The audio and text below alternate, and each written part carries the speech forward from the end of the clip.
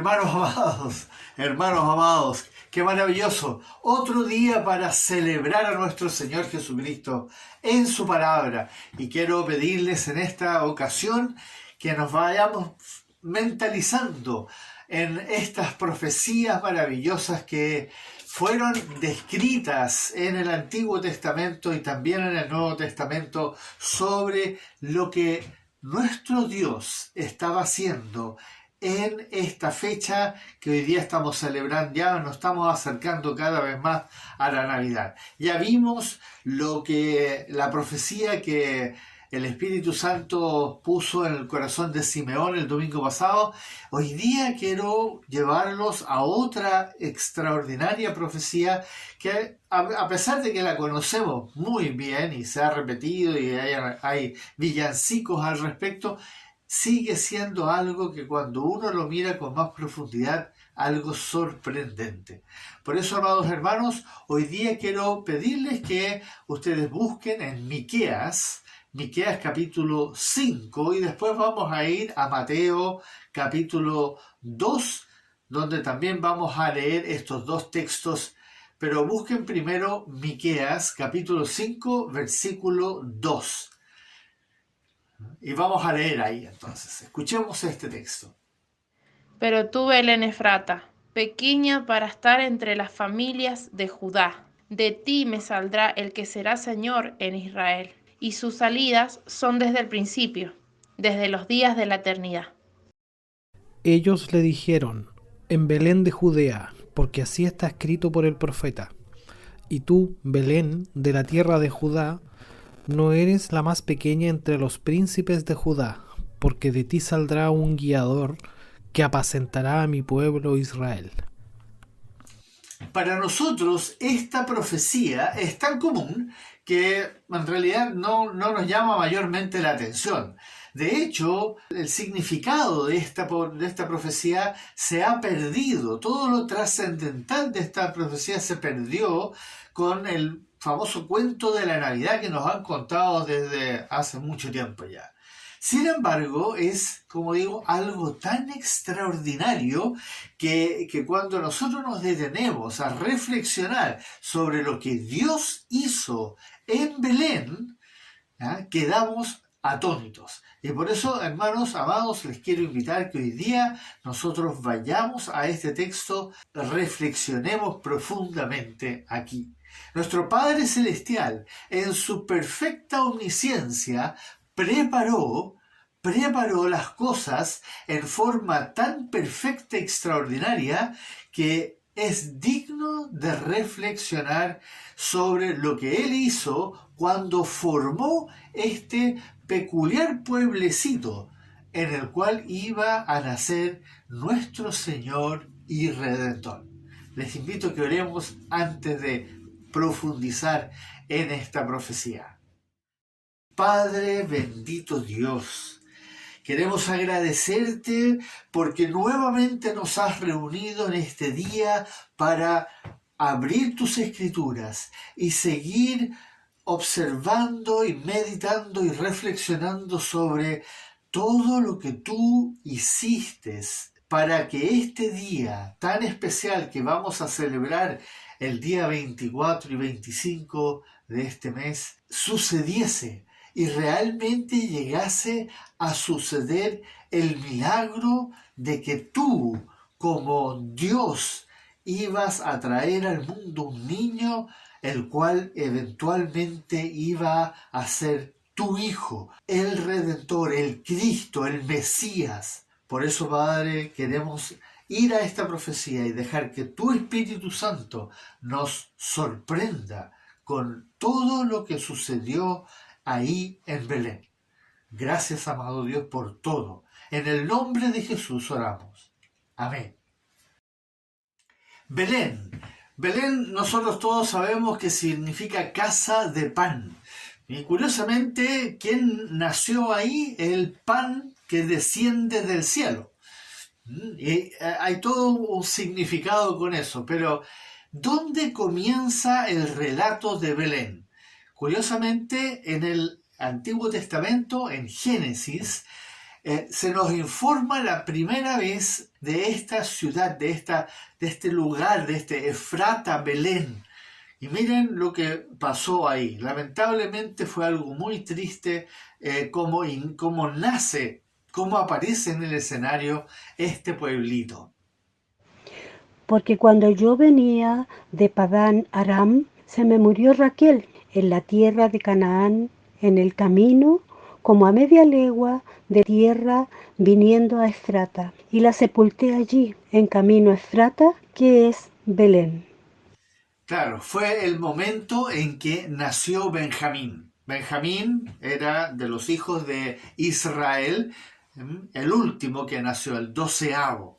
Y cuando él nació, la esposa de Israel, que antes era Jacob, murió. Y murió muy cerca de Belén y por lo tanto Israel la sepultó entonces ahí, como dice, camino de Efrata, que es Belén.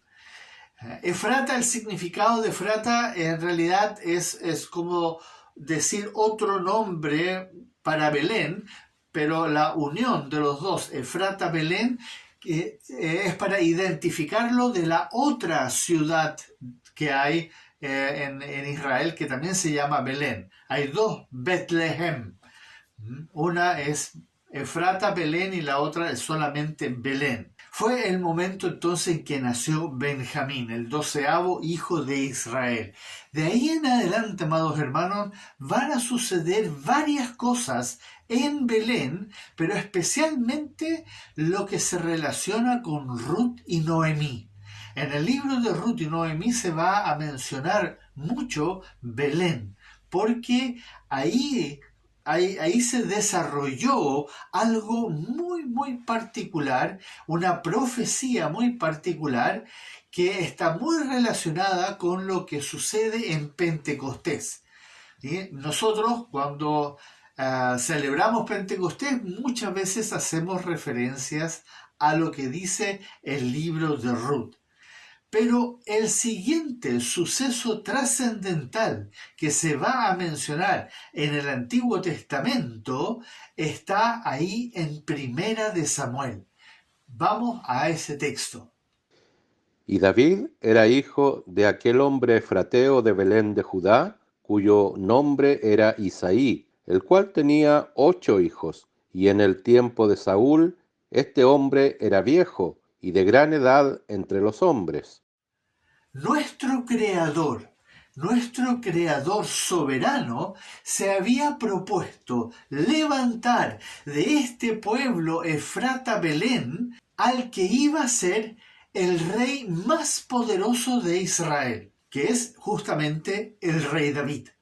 Pero no solamente iba a levantar desde ese pueblo al rey David, que definitivamente fue el rey más glorioso y poderoso de las escrituras, sino que también iban a ser, según el linaje de David, el que nosotros conocemos como el Mesías prometido, el Cristo soberano que iba a venir a salvar al mundo. Así se fue preparando todo para que un día, aproximadamente 650 años antes de Cristo, el Espíritu Santo diese esta extraordinaria profecía al profeta Miqueas. Pero tú, Belén, Efrata, pequeña para estar entre las familias de Judá, de ti me saldrá el que será Señor en Israel, y sus salidas son desde el principio de los días de la eternidad. Pequeña, ¿verdad? Porque es un pueblo casi insignificante, pequeña para estar entre las familias, entre los príncipes de Judá, las ciudades importantes. De ti saldrá el que será Señor en Israel.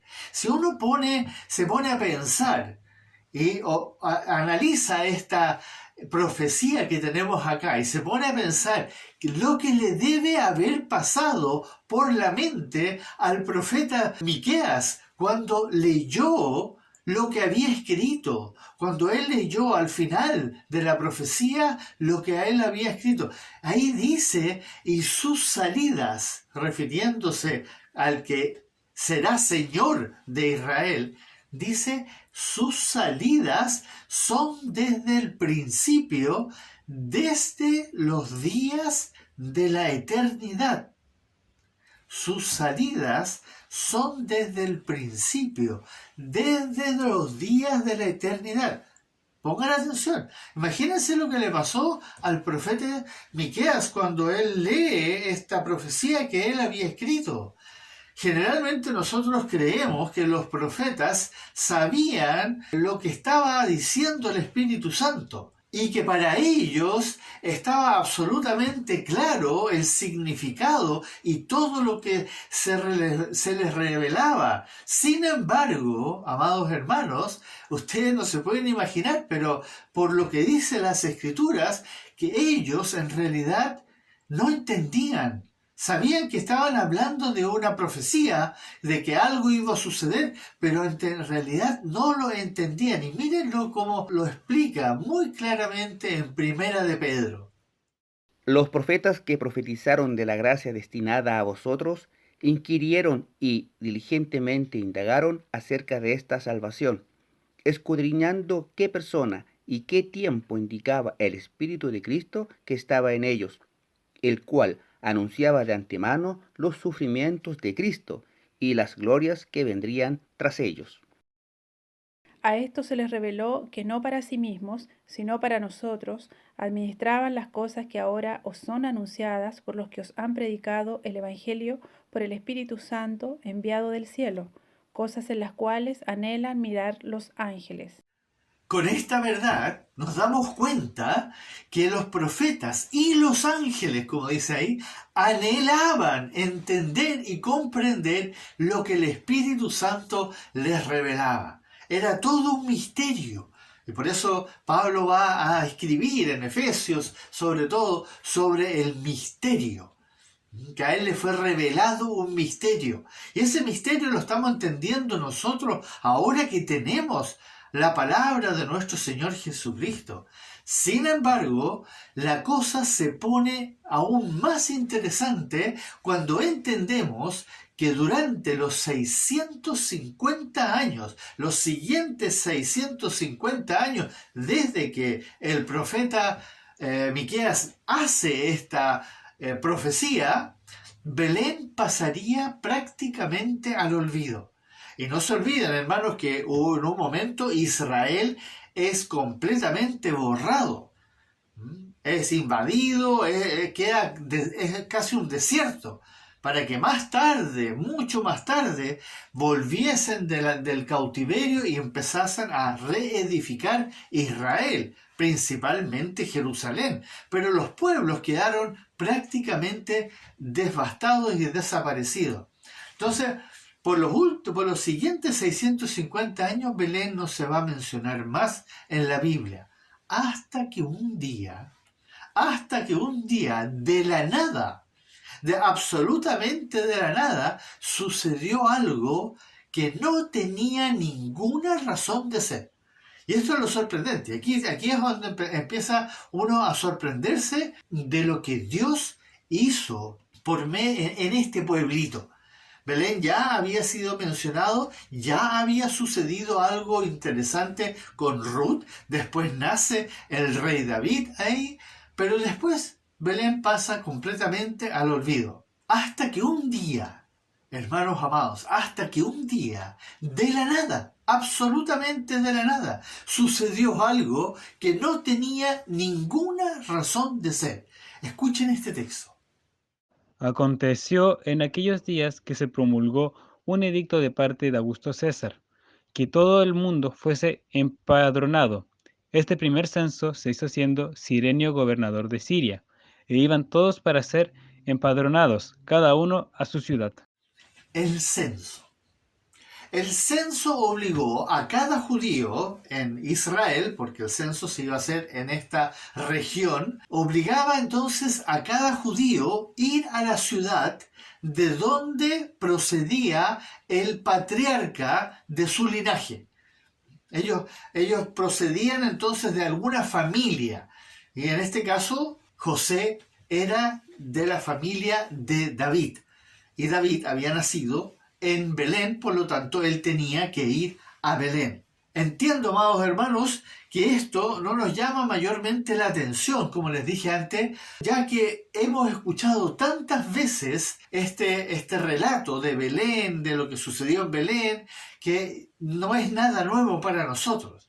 Pero si ponemos atención, vamos a darnos cuenta cómo nuestro Señor y Dios estaba llevando a cabo algo que para los matemáticos, esto para nosotros que no entendemos bien las matemáticas nos cuesta entender, pero todos los matemáticos que entienden sobre probabilidades los deja completamente perplejos, porque es imposible, según las matemáticas, que algo así suceda. La probabilidad de que algo como esto ocurra después de 650 años y sumado a otras 6 profecías más sobre el nacimiento del Mesías que se escribieron en el Antiguo Testamento, sobre el nacimiento, me refiero sobre el nacimiento del niño Jesús, superan todas las expectativas. Absolutamente. En realidad, no sé si ustedes saben, existe lo que se llama la potencia en un número. 10 a la potencia de 15. 10 a la potencia de 15. Eso es un número tan grande, es un 1 con 15 ceros, que es absolutamente astronómico el número. Si seguimos profundizando, vemos que de Belén salió primeramente el rey David, como ya lo vimos, y también el rey de reyes. Aquí ya hay otra relación impresionante. El rey más importante de Israel y el rey más importante de todo el universo. Los dos proceden de Belén. Nuestro Señor Jesucristo y el rey David, del mismo linaje. Ambos están profundamente relacionados, no solo por el linaje, sino bíblicamente. Bíblicamente ya se había profetizado sobre esta relación entre David y el Mesías, cómo ellos dos estaban profundamente, íntimamente ligados. Escuchemos estos textos que nos sirven para ponernos en contexto. Los que ustedes ven ahí los pueden buscar en sus Biblias para que se preparen y acompañen la lectura. Siempre es bueno que ustedes sigan esos versículos que están citados ahí, los busquen en su Biblia. He aquí que vienen días, dice Jehová, en que levantaré a David renuevo justo y reinará como rey, el cual será dichoso y hará juicio y justicia en la tierra. Y también dice, porque un niño nos es nacido, hijo nos es dado, y el principado sobre su hombro, y se llamará su nombre admirable, consejero, Dios fuerte, Padre eterno, príncipe de paz. Lo dilatado de su imperio y la paz no tendrán límite sobre el trono de David y sobre su reino, disponiéndolo y confirmándolo en juicio y en justicia desde ahora y para siempre. El celo de Jehová de los ejércitos hará esto. Este será grande y será llamado Hijo del Altísimo, y el Señor Dios les dará el trono de David su padre. Entonces, para que este Hijo de Dios se sentara en el trono de David, tenía que suceder algo especial. El niño Jesús tenía que nacer en Belén. Y para que esto sucediese, para que naciese en Belén, la madre del niño Jesús, en este caso María, tenía que estar obviamente en Belén, pero justo en la fecha para que ella diese a luz. Y para que esto sucediese, obviamente María tenía que ser obligada a viajar a Belén desde Nazaret, que queda en el norte, que está en Galilea. Belén está al sur de Jerusalén. Entonces ella tenía que ser obligada para viajar desde Nazaret hasta Belén, que aproximadamente caminando son 160 kilómetros. 160 kilómetros. Por eso digo obligada, porque ninguna mujer en su sano juicio, por muy jovencita que fuese, porque sabemos que María era probablemente muy joven, 16, 15, 16, otros dicen 18 años, no se sabe exactamente la edad que tenía, pero era muy joven, se dispondría a caminar durante casi una semana con más de 38 semanas de embarazo. O sea, hay que ponerse en el contexto. A veces nosotros leemos el relato y no nos ponemos a pensar mayormente. Pero caminar esta distancia, 160 kilómetros, una mujer que está embarazada en su 38 semanas aproximadamente, porque llegando a Belén, ella dio a luz. Entonces sabemos que es aproximadamente en esa fecha que ella hizo este viaje, un camino relativamente agreste. Sí, sabemos que el cuento que se nos cuenta es que ella viajó en un burro. No hay ningún relato bíblico de que ella cabalgó en un burro hasta Belén. Que en algún momento alguien la ayudó o la puso en un burro puede ser. Pero las personas que viajaban en caravanas caminando, en grupos grandes que caminaban de un pueblito a otro y pernoctaban en distintos lugares. ¿Qué pudo obligar a José y a María a viajar esa distancia a pesar de que María ya estaba a punto de dar a luz? ¿Qué la pudo obligar? El censo. Tenía que suceder algo que la obligara a ella. Entonces Dios preparó esto, de que hubiese un censo.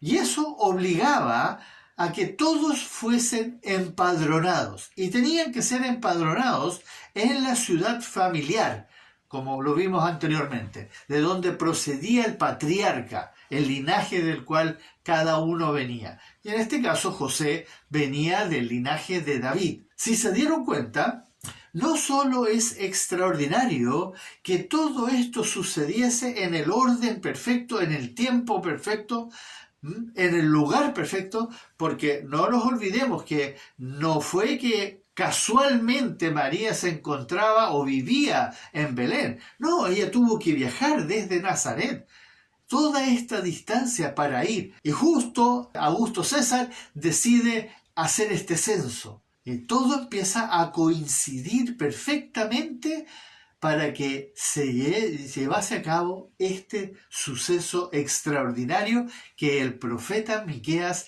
había profetizado 650 años antes.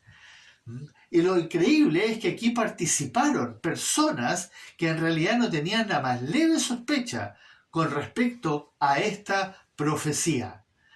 Y no tenían nada que ver los unos con los otros. Porque si nos ponemos a pensar, ¿qué sabía Augusto César de la profecía de Miqueas? O Cirenio, que en ese momento era un senador del Imperio Romano y que 10 años después, como lo relata Lucas, fue nombrado gobernador de Siria. Estoy seguro, ya que no dice nada al respecto de José y María, que ellos tampoco estaban conscientes de esta profecía. No se podían imaginar lo que iba a suceder, a pesar de que estaban absolutamente claros de que en cualquier momento iba a nacer el hijo que el Espíritu Santo había engendrado en María.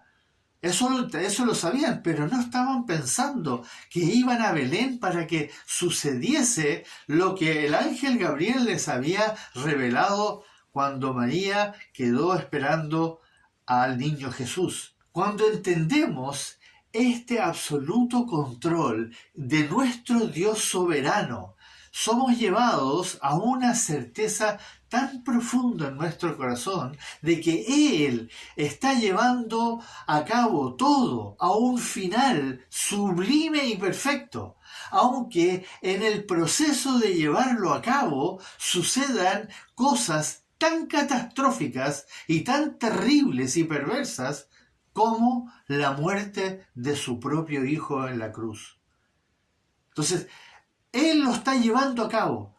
A pesar de todo el mal que se ha interpuesto para evitar que se lleve a cabo lo que Él había profetizado en el Antiguo Testamento, Él va a continuar usando al mundo para llevar a cabo su perfecta y sublime obra.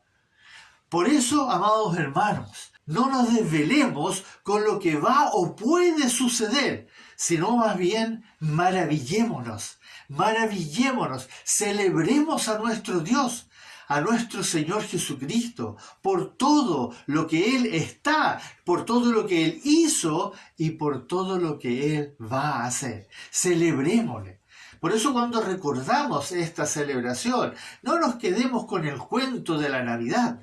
Entendamos que aquí sucedió algo que ya venía siendo preparado desde 650 años antes, cuando fue profetizado. Obviamente nuestro Padre Celestial ya lo tenía todo preparado desde antes de la fundación del mundo, pero nosotros nos podemos dar cuenta de que lo fue anunciando. Cada cosa la fue anunciando. El próximo domingo 19 nosotros vamos a entrar a ver las 7 profecías que se cumplen en el nacimiento del niño Jesús, y es importante que lo veamos en detalle porque es maravilloso, realmente es maravilloso. Por eso, amados hermanos, procuremos con diligencia, como dice la palabra, procuremos con diligencia ser hallados sin mancha e irreprensibles en santidad cuando venga nuestro amado Señor Jesucristo a buscar a su amada novia, su iglesia, como Él lo dice ahí en Efesios capítulo 5, para llevarla entonces a su gloriosa presencia en el día del rapto. Procuremos con diligencia ser hallados sin mancha e irreprensible en santidad delante de nuestro Señor. Concentrémonos en ser como Él quiere que nosotros seamos, como Él nos manda en su palabra, y buscar así primeramente el reino de Dios y su justicia, y santificarnos, amados hermanos, santificarnos en toda nuestra manera de vivir, adorándole siempre en espíritu y en verdad. Concentrémonos en eso y no nos dejemos enredar y confundir y atemorizar por todo lo que está sucediendo, que sin lugar a duda es desconcertante, es desagradable, muchas veces nos incomoda profundamente, pero aquí sabemos, cuando escuchamos estas palabras, que nuestro Dios está en perfecto control y nada se le escapa a Él. Nada se le escapa. Y siempre, amados, y siempre manteniendo la comunión en los estudios, en la oración, en el congregarnos si es posible. En la medida en que sea posible, congreguémonos. Mantener la comunión, visitémonos, compartamos los alimentos, compartamos en oración, en la palabra de nuestro Señor Jesucristo. Amados, todo está bien. No solo está bien, todo está saliendo de maravillas, porque se está cumpliendo absolutamente todo lo que Él dejó escrito. Cada detalle de lo que el Señor ya había dejado escrito, y que algunas de las cosas que incluso el Señor Jesucristo profetizó se están cumpliendo y se han cumplido hasta el último punto y coma. Cada día es más perfecto. Sí, amados hermanos, quiero animarles porque cada día es más perfecto que el anterior. ¿Y saben por qué? Porque cada día estamos un día más cerca de la venida de nuestro Señor Jesucristo. Por eso ahora preocupémonos de nuestra relación con Él, en el Espíritu Santo, en su palabra, para que cuando Él venga, estemos así llenos de Él, le reconozcamos en todo, santos del Señor. Él nos dijo estas palabras: no se turbe vuestra alma, vuestro corazón. Él lo dijo. No os preocupéis del futuro, estaba diciendo, en otras palabras. No pierdan el sueño sobre cómo se va a solucionar todo este desastre que nosotros, los seres humanos, hemos generado. Todo lo que está pasando es producto de nuestro pecado. Todos nosotros en algún momento de nuestra vida participamos y apoyamos este desastre. Y cada vez que pecamos, lamentablemente, estamos aportando para el mal. Por eso, amados hermanos, el Señor nos quiere sacar de este desastre. En cambio, ¿qué debemos hacer? No se preocupen de lo que está pasando. No se preocupen quién va a ser el próximo presidente, quién va a ser el próximo líder del mundial, qué va a pasar con el mundo, qué va a pasar con la economía. No se preocupen de eso, sino presentemos nuestros cuerpos en sacrificio vivo, santo, agradable a Él. ¿Entienden? Enfoquémonos en Él. Llevemos frutos de justicia, amados hermanos. Frutos de justicia, porque eso le glorifica a nuestro Dios. En toda buena obra llevemos fruto de justicia, no siendo ni amigos ni amando al mundo, ni las cosas que están en el mundo, sino que permaneciendo siempre, amados hermanos, permaneciendo en su palabra, expresando nuestro agradecimiento hacia Él por todo lo que Él es, por todo lo que Él ha hecho en nuestra vida y por todo lo que nos espera en el futuro. Pero demostremos ese agradecimiento en la obediencia, guardando su palabra. Entendamos que es eso lo que nos tenemos que enfocar en este momento, guardar su palabra, sujetos a nuestro Señor y Dios, sujetos a Él en el poder del Espíritu Santo. No nos dejemos distraer por los eventos, sino más bien, así como vimos que esta profecía se cumplió al pie de la letra, en una fecha que nadie se lo esperaba. Después de que Israel se había desviado completamente de la sana doctrina del Antiguo Testamento. Sin embargo, sucedió tal como el Señor lo había dicho a través del profeta Miqueas. Por eso, esas cosas a nosotros nos deben llenar de ánimo. Que si eso se cumplió así de exacto, más esas otras 6 profecías que vamos a ver el próximo domingo, así también se va a cumplir todo lo que viene. Y el Señor dijo que Él iba a venir a buscarnos para llevarnos al lugar que Él estaba preparando ahí en el Evangelio de Juan capítulo 14. Él nos va a venir a buscar.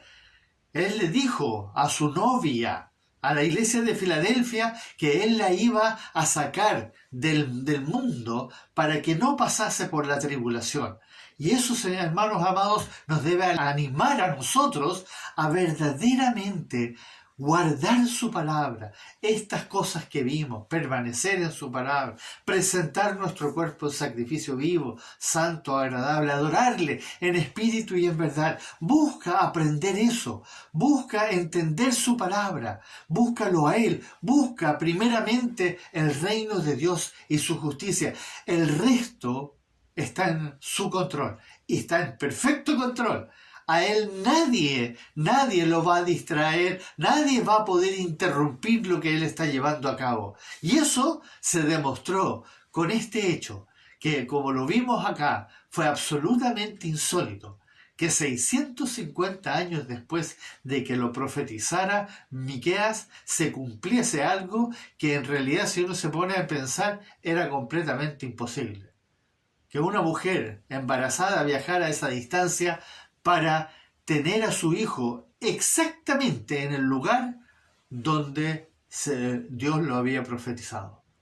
Glorifiquémosle, adorémosle y confesemos el nombre de nuestro Señor Jesucristo delante de las naciones.